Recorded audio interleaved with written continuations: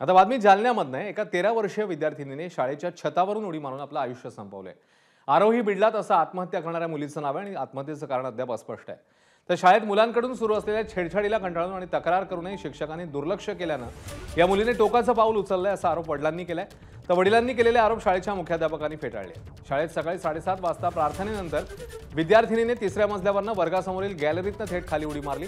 तर आरोहीच्या आत्महत्येचं नेमकं कारण काय याचा शोध पोलिसांकडून सुरू आहे। प्रॉब्लम है एक दो बार बोली थी बच्ची ने स्कूल में, मेरे बच्चे सताते ऐसा करते, मला सर लोगों को बोलने का सर लोगों को बोलने के बाद में भी सर लोगों ने सुने नहीं। सर लोग उल्टा उसके बारे में बोलते, सर लोग तुम्हारे बच्चे से स्कूल में बैठती नहीं, पढ़ाई नहीं करती, सोती रहती, उल्टा उसके ऊपर इल्जाम डाले बच्चे सर लोगों ने।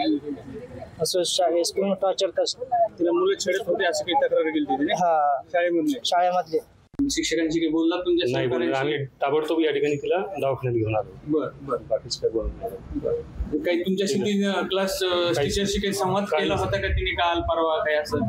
ती आता चौकशीमध्ये होईल लक्षात। पण तिच्या वडिलांनी असा आरोप केलाय की तिची काही छेडछाड होत होती शाळेत तक्रार।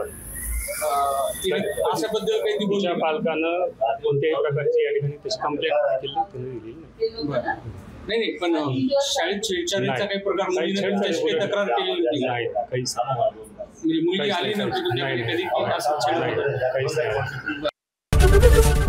एबीपी माझा, उघडा डोळे बघा नीट।